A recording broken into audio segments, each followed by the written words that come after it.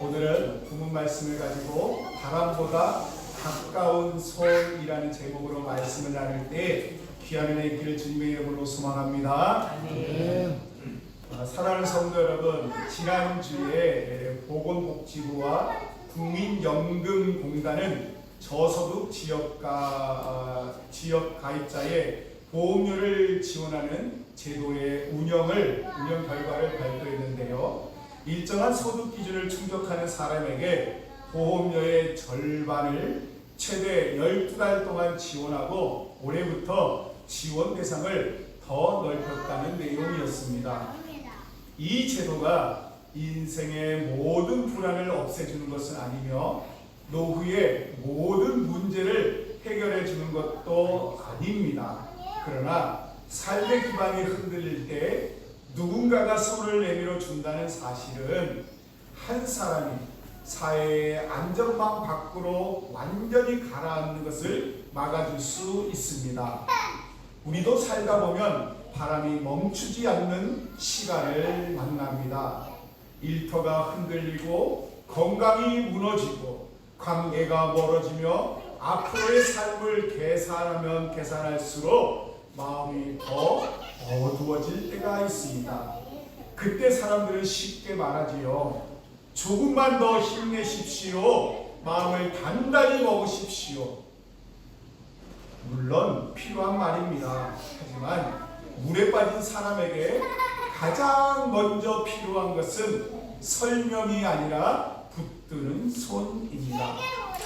오늘 본문에도 거센 바람과 높은 파도 가운데 흔들리는 사람들이 등장하는데요. 그들은 예수님의 말씀에 순종하여 배를 탔지만 순종의 한가운데서 폭풍을 만났습니다. 믿음으로 출발했다고 해서 언제나 바다가 잔잔한 것은 아닙니다. 오히려 주님의 말씀을 따라 나섰는데도 앞이 보이지 않을 때가 있습니다. 그렇다면 주님은 제자들의 두려움을 멀리서 지켜보기만 하셨을까요? 그렇다면 바람보다 가까이 다가오시는 예수님은 우리에게 어떤 믿음을 가르쳐 주실까요? 예수님은 무리를 보내신 뒤 홀로 산에 올라가 기도하셨습니다. 조금 전까지 빈들에서 수많은 사람을 먹이셨던 예수님은 이제 사람들의 환호를 떠나 아버지 앞에 홀로 서십니다. 기적 뒤에는 기도가 있었고 사역의 분주함 뒤에는 하나님 아버지와 마주하는 고요가 있었습니다. 예수님은 군중의 기도가 아니라 아버지의 뜻에서 힘을 얻으셨어요. 그 사이 제자들의 배는 바다 한가운데로 밀려갔습니다. 본문은 배가 물결 때문에 고난을 당했다라고 말합니다. 고난을 당했다라는 표현에는 심하게 괴롭힘을 받았다는 뜻이 담겨 있는데요. 배는 앞으로 나아가지 못했고 바람은 거슬러 불었고요. 밤은 깊어졌습니다. 제자들은 대부분 갈릴리 바다를 잘 아는 사람들이었어요.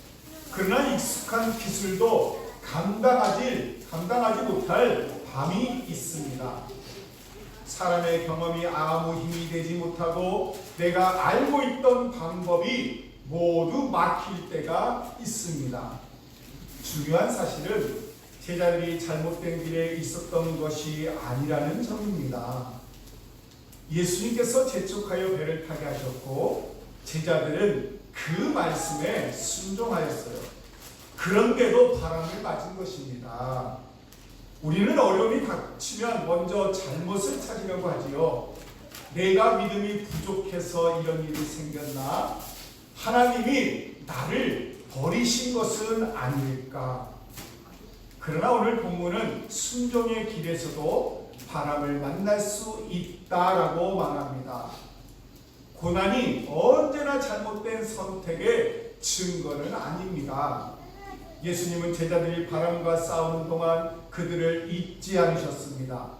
산에서 기도하던 주님은 밤 사경에 바다 위로 걸어서 다가오셨어요. 밤 사경은 새벽 3시에서 6시 사이 가장 어둡고 몸의 힘도 거의 남지 않은 시간입니다. 제자들은 밤새 돌을 저었어요. 그렇지만 앞으로 나아가지를 못했습니다. 바로 그때였습니다. 도움을 기대하기 가장 어려운 시간에 예수님이 그들에게 가까이 오셨습니다. 주님은 바람이 먹기를 기다리신 뒤 오시지 않았습니다. 파도가 낮아진 뒤 안전한 길로 들어오신 것도 아닙니다. 제자들을 괴롭히던 바로 그 물결 걸어오셨어요. 우리를 두렵게 하는 것이 주님에게는 길이 되는 것입니다. 우리가 끝이라고 생각하는 자리도 주님께는 찾아오시는 통로가 됩니다. 바람은 예수님의 발걸음을 막지 못했고요. 어둠은 그분의 시선을 가리지 못했습니다. 그러나 제자들은 예수님을 알아보지 못했어요. 물 위로 걸어오시는 모습을 보고 유령이라며 소리칩니다.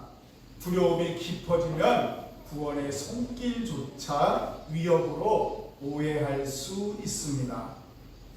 오래 기다린 사람은 새로운 문이 열려도 믿지 못하고요. 상처가 깊은 사람은 사랑의 말을 들어도요 의심하게 됩니다. 제자들의 눈앞에는 예수님이 계셨지만 마음을 가득 채운 두려움이 그들을 가렸습니다. 그때 예수님께서 즉시 말씀하셨어요. 안심하라. 나니 두려워하지 말라. 주님은 제자들의 공포를 책망하시기 전에 자신의 존재를 알려주셨어요. 나니라는 말씀은 단순히 내가 여기 있다라는 확인을 넘어서 하나님의 임재를 떠올리게 합니다.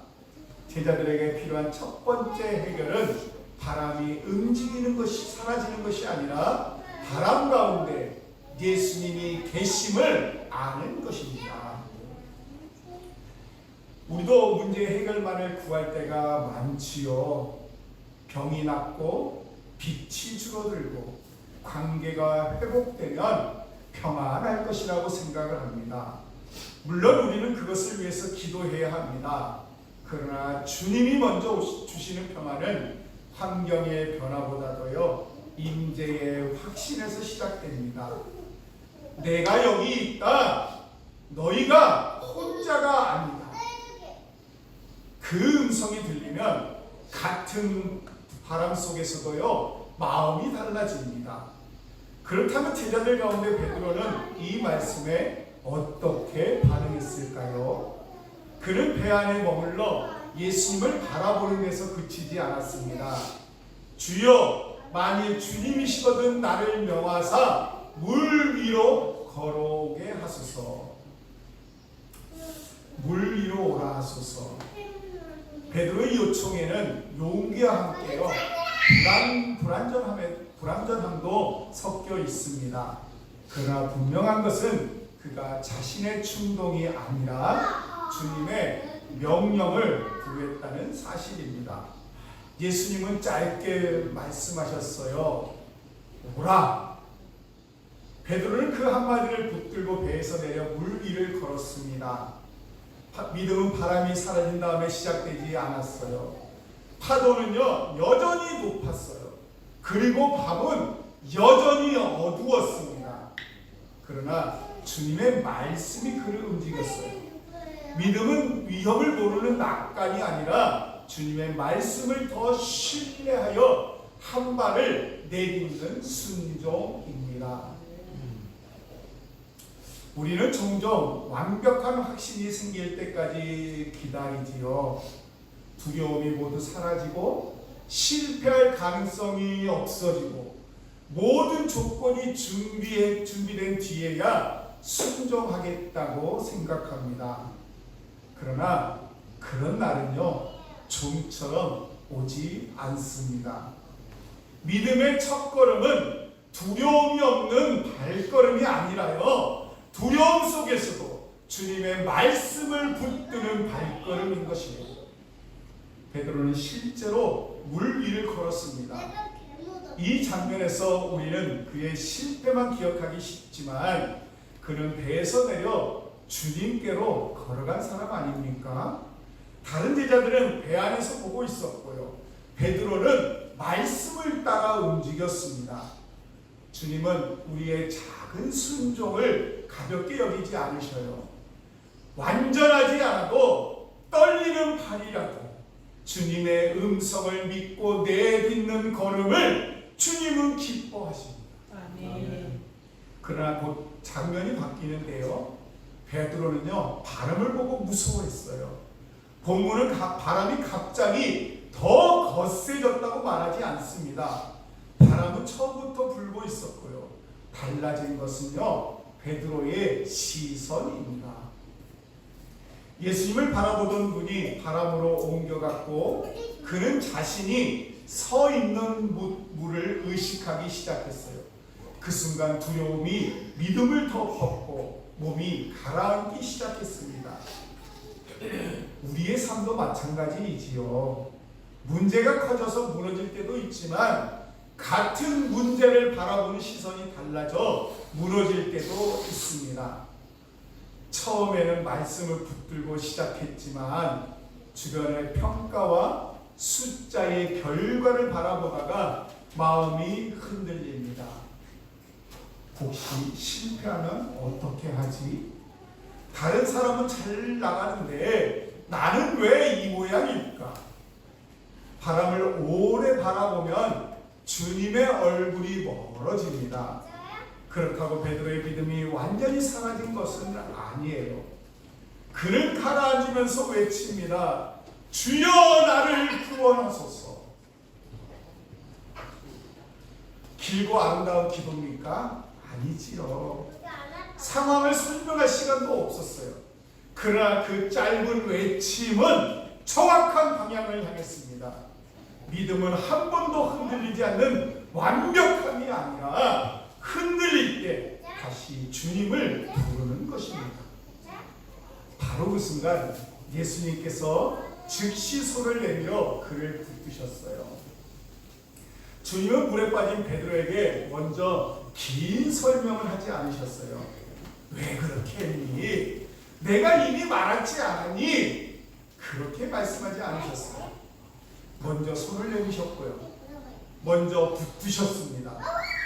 책망보다도 구원이 앞섰고 교훈보다 은혜가 먼저였습니다. 이 장면이 바로 복음인 것입니다. 우리의 구원은 우리가 주님을 얼마나 단단히 붙드는가에 달려있지 않습니다. 우리가 놓칠 때에도 주님이 우리를 붙드시는 데 달려있는 것이에요. 베드로의 손에는 힘이 없었지만 예수님의 손이 힘이 있었습니다. 우리의 믿음은 흔들릴 수 있지만 우리를 향한 주님의 신실하심은 흔들리지 않습니다. 주님은 베드로를 붙드신 뒤 말씀하셔요. 믿음이 적은 자야 왜 의심하였느냐. 이 말씀은 실패한 제자를 밀어내는 정죄가 아니에요. 이미 붙들고 계신 주님이 그의 믿음을 더 깊은 자리로 이끄시는 질문입니다.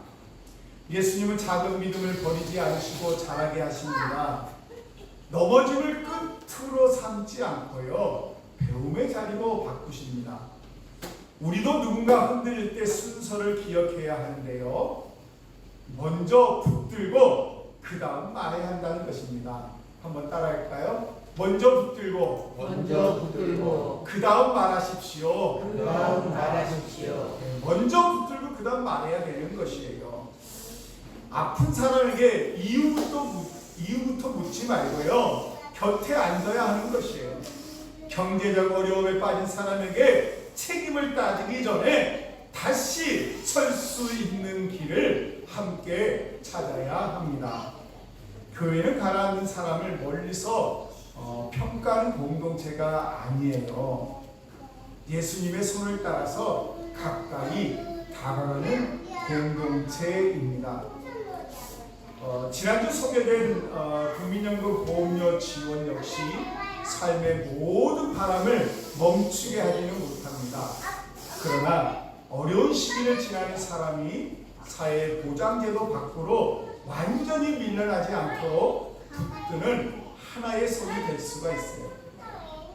교회도 제도의 한계를 말하는 데 그치지 말고 실제로 도움이 필요한 사람을 찾아 안내하고 신청을 돕고 한 끼와 일자리를 연결하며 다시 걸을 힘을 나누어야 합니다. 가정에서도 마찬가지예요. 배우자와 자녀가 흔들릴 때 우리는 너무 빨리 가르치려 하지 않습니까? 그러니까 내가 뭐라고 했어. 그러나 예수님은 먼저 손을 내미셨어요. 사랑은요, 옳은 말을 빨리 하는 능력이 아니라 상대가 가라앉지 않도록 먼저 붙드는 능력이에요. 붙든 뒤에야 말이 들리고요, 안전하다고 느낀 뒤에야 마음이 열립니다. 어떤 분은 가족이 힘들어할 때마다 해결책을 한 10가지쯤을 준비합니다. 그런데 가족은 5번째 해결책쯤에서 마음의 문을 닫아버려요. 답이 없어서입니까? 아니지요. 내 말을 들을 사람이 없다고 느끼기 때문이에요. 때로는 좋은 한 문장보다도 많이 힘들었지? 이 한마디가 더 깊은 손이 되는 것이에요. 예수님의 손은 베드로를 물에서 끌어올렸고 우리의 따뜻한 경청은 누군가를 절망에서 끌어올릴 수 있습니다. 또한 우리는요, 스스로에게도요, 손을 내밀어 하는 것이에요. 믿음이 흔들렸다는 이유로 자신을 버리듯 몰아세우지 말아야 하는 것이에요. 베드로는 물에 빠졌지만 제자의 자리에서 쫓겨나지 않았습니다. 주님은 실패를 숨기라고 하지 않으시고요, 실패한 자리에서 다시 자신의 손을 붙들게 하십니다. 이 복음을 많은 사람들이 들어야 하는 것이에요. 연예인들도 열심히 하다가 사람들의 관심이 끊어지면 자살하고 그러지 않습니까? 자신에게 먼저 손을 내밀어야 하는 것이에요. 교회 안에는요, 이렇게 겉으로는 멀쩡해, 다들 멀쩡해 보이지만 조금씩 가라앉는 사람들도 있어요. 예배에는 참석하지만요, 우리가 종종 생계의 압박으로 밤잠을 이루지 못하시는 분들도 있고, 웃으며 인사하지만요, 우울과 외로움 속에서 하루를 견디는 분이 있습니다. 그들에게 믿음으로 이기십시오라는 말만 건네기보다도요, 함께 병원에도 가야 하고요, 필요한 기간을 연결해 주기도 해야 되고요, 식사를 나누는 수고가 필요한 것이에요. 저번에 우리가 외국에서 어려움을 당할 때 집사님들이 목사님, 우리가 이 지역을 우리가 도와야 되지 않겠습니까? 라고 헌금을 모을 때가 있었습니다. 바로 이것이죠. 먼저 손을 내미는 것이 누가 도와주겠지 라고 생각하는 것이 아닙니다.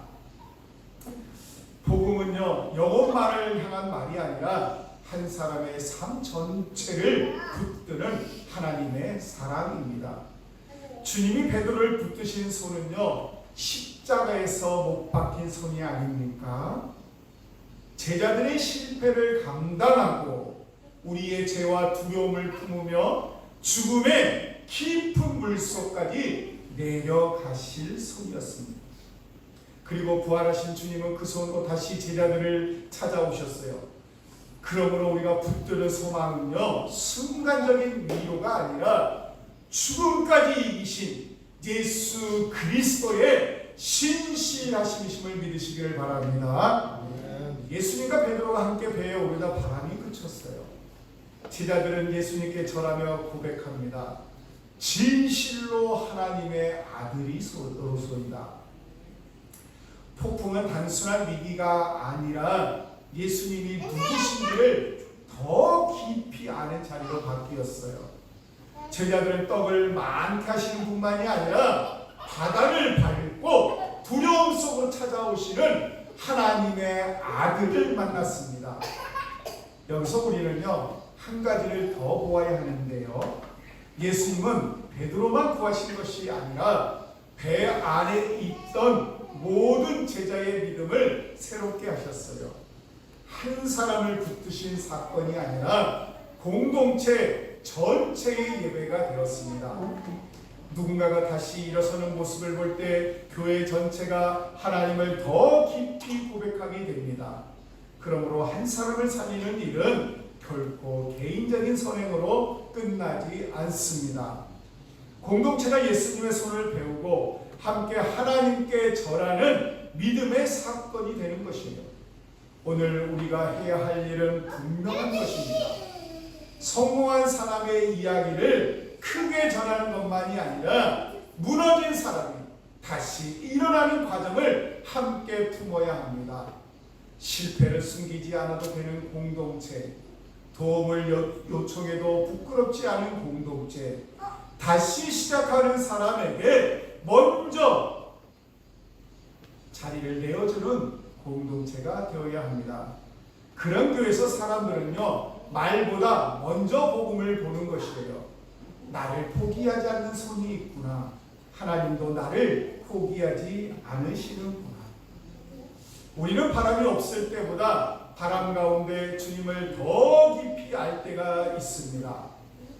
모든 일이 순조로울 때는요 주님의 능력을 머리로만 이해하지만요 더는 버틸 힘이 없을 때 내민 손을 붙잡고 나면은 고백이 달라집니다. 주님은 정말 나를 버리지 않으셨습니다. 진실로 주님은 하나님의 아들이십니다. 사랑하는 성도 여러분, 지금 어떤 바람을 지나고 계십니까? 경제적인 불안, 건강의 문제, 자녀에 대한 걱정입니까? 아니면 미래를 알 수 없는 두려움입니까? 바람이 거셀수록 시선은 그쪽으로 끌립니다. 그러나 오늘 말씀은요 바람보다 가까이 계신 주님을 바라보라고 초대합니다. 주님은요 멀리서만 말씀으로만 멀리서만 힘내라고 말씀하지 않으셨어요. 가장 어두운 시간에 우리에게 다가오시며 두려움 속에서 우리의 이름을 들려주시고 하나님의 이름을 들려주시고 가라앉는 순간 즉시 손을 내리십니다. 우리는 완벽한 믿음으로 주님께 나아가는 사람이 아니라 흔들려도 다시 주여 나를 구원하소서 부르는 사람입니다. 이번 한 주간 작은 순종의 발을 내딛으시길 바랍니다. 주님이 오라고 말씀하시는 자리에서 두려움 때문에 배 안에만 머물지 마시기를 바라요. 또한 누군가가 가라앉는 모습을 본다면 평가보다도요 먼저 손을 내미시기를 바랍니다. 전화 한 통, 식사 한 끼, 필요한 제도에 대한 안내, 함께 드리는 기도가 그 사람을 다시 일으키는 손이 될 수 있습니다. 한 주간 동안요 3가지를 기억해 보셔요.